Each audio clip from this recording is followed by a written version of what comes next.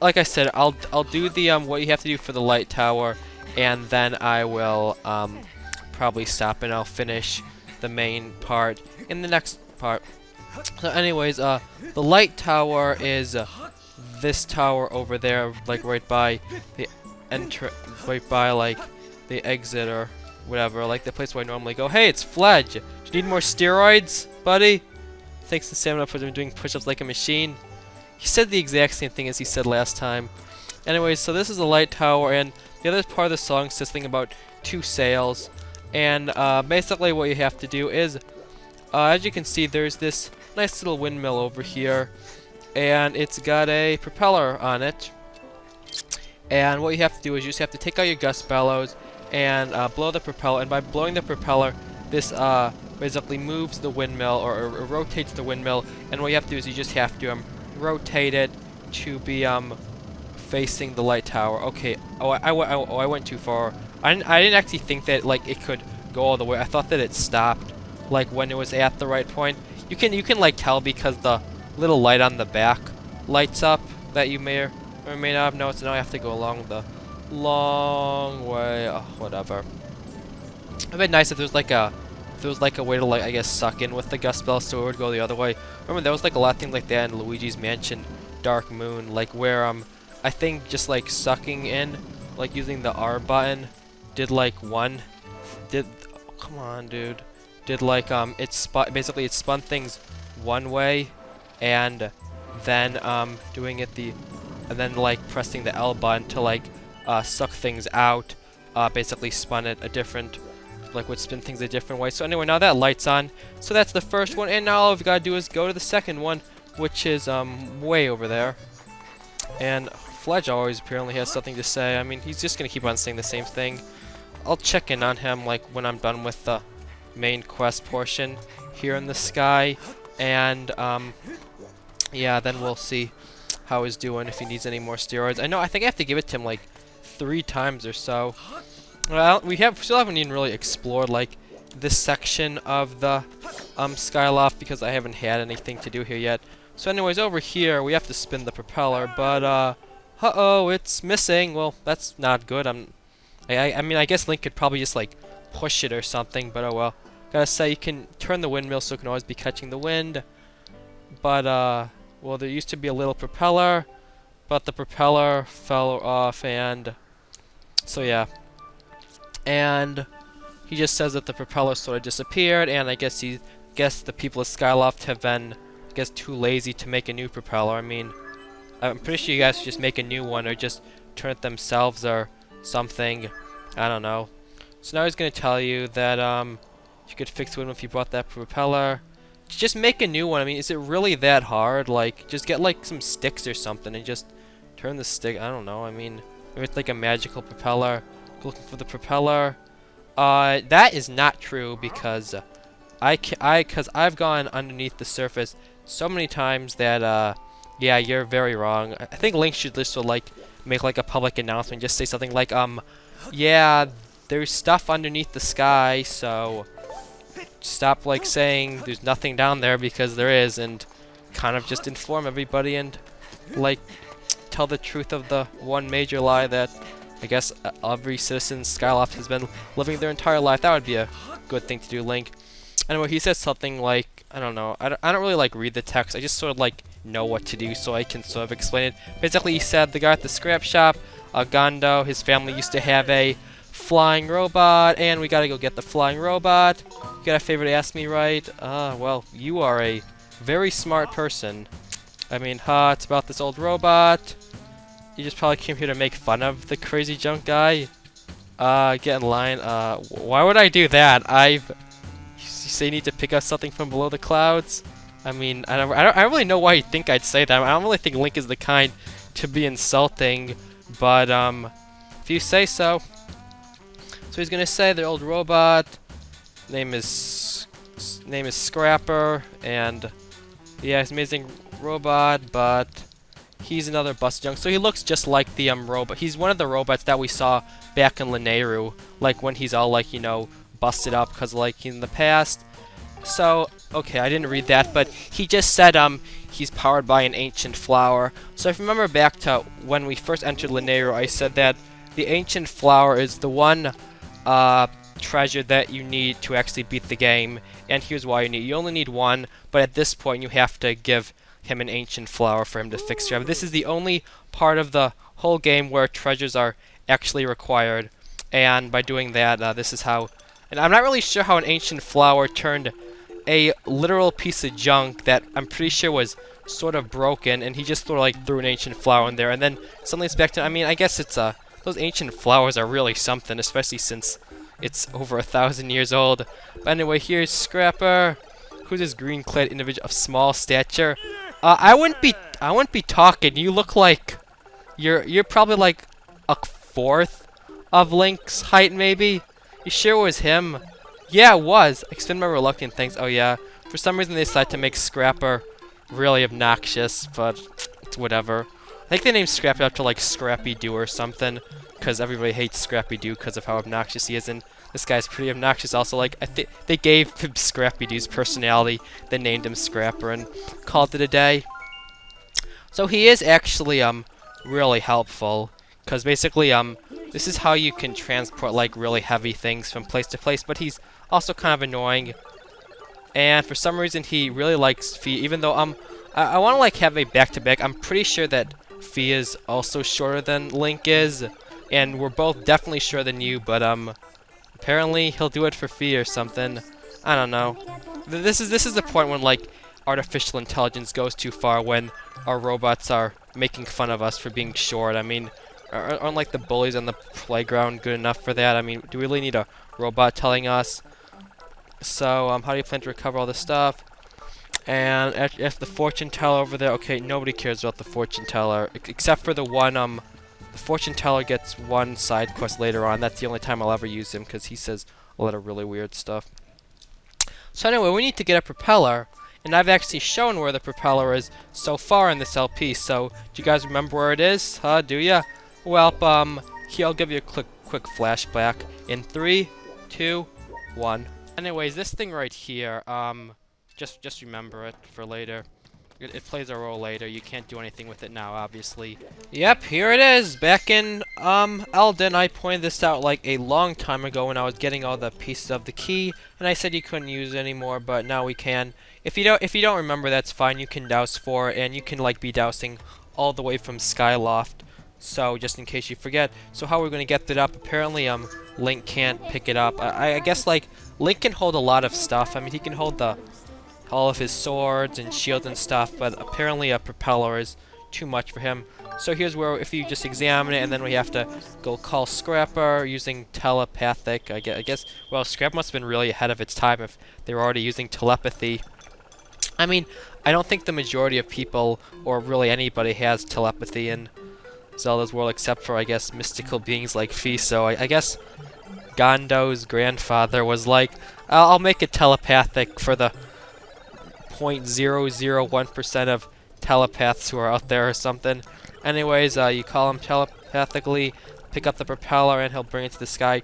So this sort of unlocks a lot of different side quests, or it doesn't really unlock them, it sort of enables them, because there are going to be a lot of side quests. Pretty much all of them are for gratitude crystals, where basically somebody loses something or somebody wants something, and the item that you want is below the surface, and we have to use Scrapper to go and get. There's also a lot of like main quest times where we're gonna need them. I think main quest, I think 3 or 4 more times we're going to have to call Scrapper and have him bring something for us. And then there's like probably 6 or 7 side quest additions. So yeah, we're gonna be seeing this guy a lot, but he's kind of annoying. Well, I guess he means well. I mean, at least he's doing everything without really complaining. I guess, I don't know. So anyway, once you come back in the sky, we'll see Scrapper's following us with the propeller.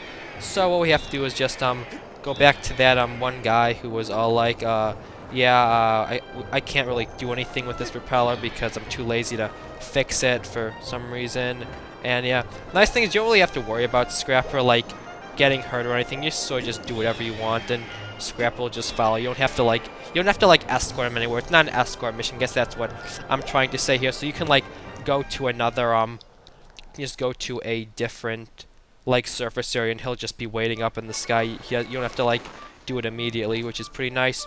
And right there, that was an automatic thing because I guess the game just wants to transport you right here for convenience. That's pretty nice, I guess. Anyway, here's the propeller. He just sort of drops it right there, and then he goes off to wherever. I'm not really sure where he is for most of the game. He's probably like at the scrap shop or something, but I've never actually seen him because I don't know. The only time you really see him is when you need him. But anyway, there's the windmill piece. The whole story was true. Yeah, I feel like this is all a elaborate prank. Yeah, that's Link's just the king of the pranksters. You know, he's been like pranking this entire Skyloft with going into the surface and stuff. He pranked Groose actually. That was actually just sort of like an illusion, you know. Hey, honey. Okay, this guy's wife, I guess, is calling him. Might have promised my wife I fixed I'd covered. The woman's always looking for something. I guess throwing in a little domestic issues. Nintendo. That's pretty progressive. I'll give you that. Anyways, now let's just spin the propeller again, and of course it goes the other way. Alright, slowly. Alright, perfect.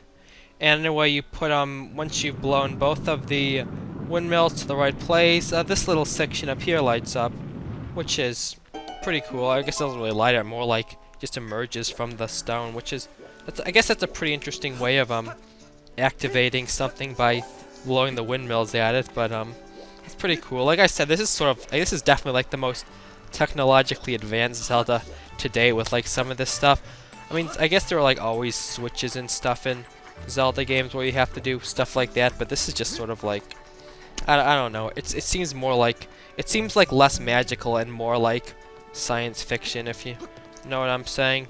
Anyways, now let's just climb the tower. Luckily for us, Link is a ladder jumper, so he'll get up there in no time. And there's this section. We got a mirror that has a watermark on it, so you can't really see yourself, which is kind of lame. But we also have all these things on the floor, and whenever you see something like this, it means that you have to pull out the harp. As you can see, we all have the harp active. Press here, and let's have some strumming fun. And this is probably what I have to do. This might not be what I have to do. Wait, actually, what do I have to do? I have to, like, dust this section off or something. Did I forget what I have to do? Oh, I probably just have to read the thingy right here. Yeah, okay. I guess you have to read a sign to, for this to activate. Do I have to, like, do it at, like, a perfect rhythm? I bet I have to do that. Wait, do I have to, like, go to... You can, like, see the songs that you have. I wouldn't have thought that you would have had to have gone there, but, do I have to, like, do I have to, like, select this? Oh,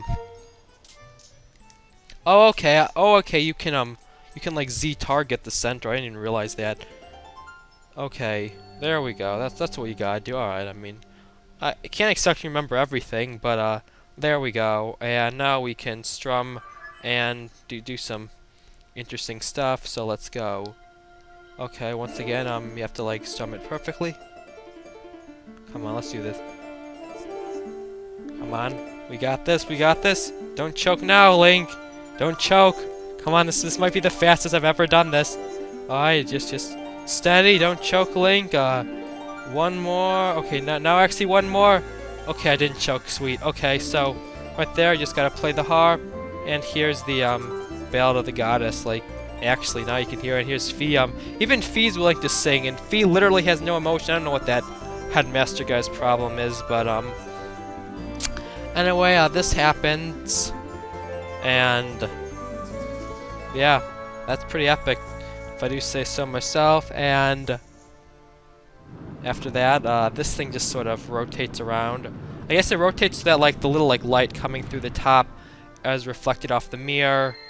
And I don't think that's how mirrors work. I think that should be okay, maybe it's not a mirror, maybe it's like a lens or something. That's probably why I can't see my reflection. Yeah, we'll go with that. It's like a lens, so the light sort of refracts through it. I think refraction's right.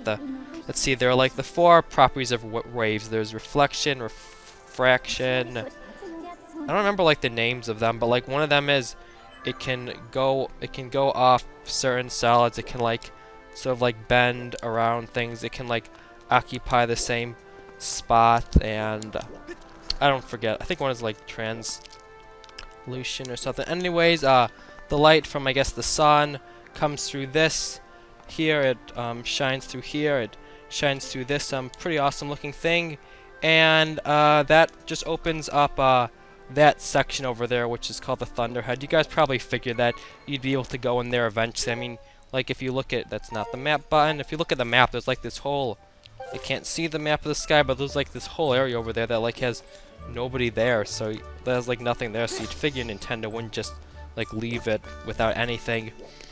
Anyways, that's going to be okay. Actually, you know what? I'm just going to go and do what's in there, and I'm going to split this episode into 2 parts, because at this point, this episode is probably too long for my liking to be 1 part, but it's sort of too short for 2.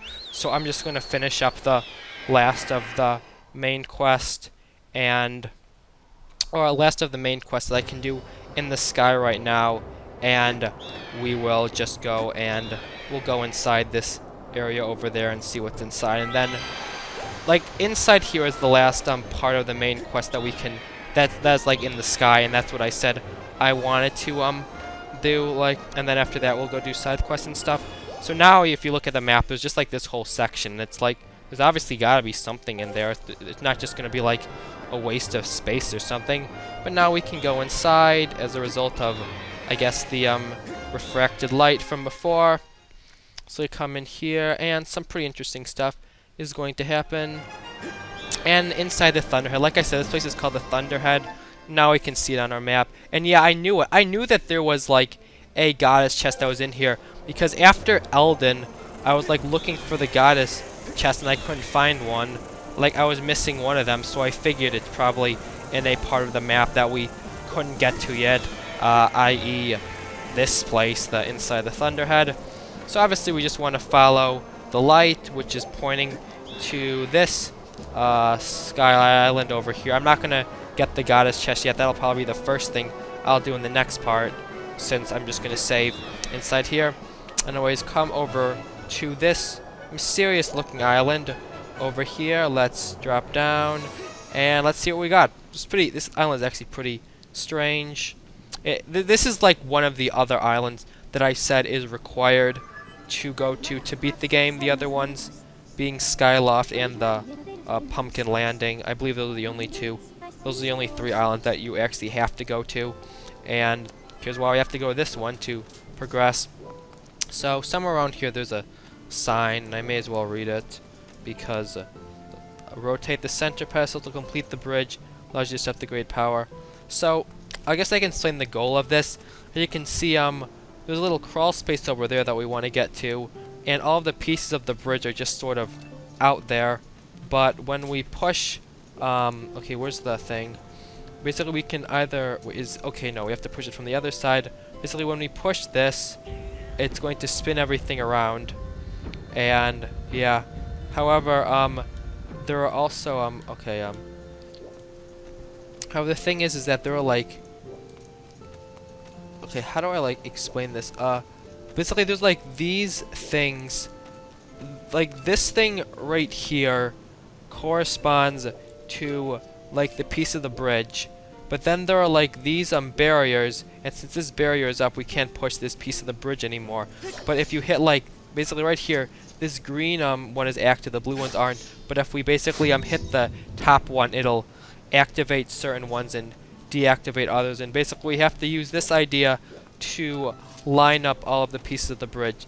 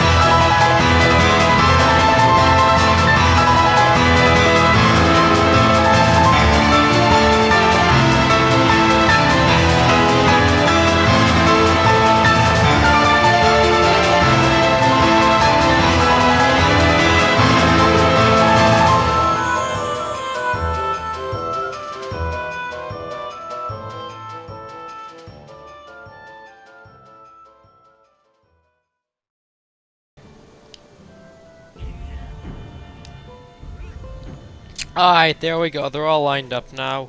Well, that took a really long time. I'm not even sure what I'm gonna do about that. I might speed it up and, yeah, I'll probably just like speed it up or something so that you guys don't have to watch me literally fail on that for like 20 minutes or something. Okay, so now I guess you want to hit the right one because the only one that's gonna be up there, the only one that's up there is one that is not on the way to the center. So now let's just push them all. Come on, Link. Don't give up on me now. So close to the treasure. Think about Zelda. You're gonna see her really soon. Alright, one more time, and there we go. Oh, finally. So that is, in my opinion, one of the most difficult puzzles in the entire series. Like, I mean, it's not that hard. Like, it's pretty simple. There's just like a lot of trial and error that you sort of have to go through to be able to do it. And I'm not particularly good at that. I'm somebody who's better at, like, I don't know, figuring out the, like, doing things that, like, have a single definite answer that can be done quickly as opposed to things that you just sort of have to, like, take your time and, I don't know, just sort of, like, try a ton of things. Anyways, I just, Skyward Strike, I still don't even know what those things are supposed to be. That's, like, the main assembly of the game, but I'm not really sure what it's called. Anyways, by doing that is going to activate gonna activate our nice little statue right here, and gonna be doing some fun stuff as a result of that. And this is basically how you progress and start doing this is how you basically unlock the the things that you have to do in each of the surface areas. So when you strike that, it's going to activate, like, Fee's gonna sing some stuff, and you're also going to learn a song. And here's where there's talking about the sacred flames.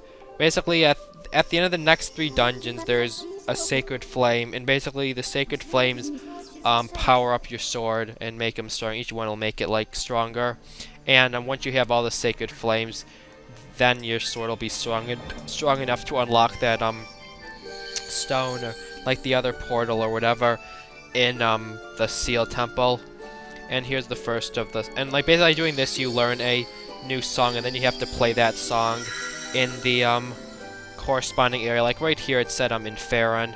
You can sort of tell that because like everything is green and stuff, and that's the main color of Faron. I think that's also like the main color of like the courage. You know, like red is power, blue is wisdom, green is courage, and like Faron is like Furor, which is like the goddess of courage and all that stuff. Basically, the point is, yeah, the song is literally called Furor's Courage. That's an interesting coincidence. But anyway, it basically says you have to go to Faron, and we have to play that in a certain spot, and then you get to douse for it for some reason. There's just like some explanation, but the point is you get to douse for it so that you don't have to go all over the place. And set up for Faron Woods as soon as you're ready.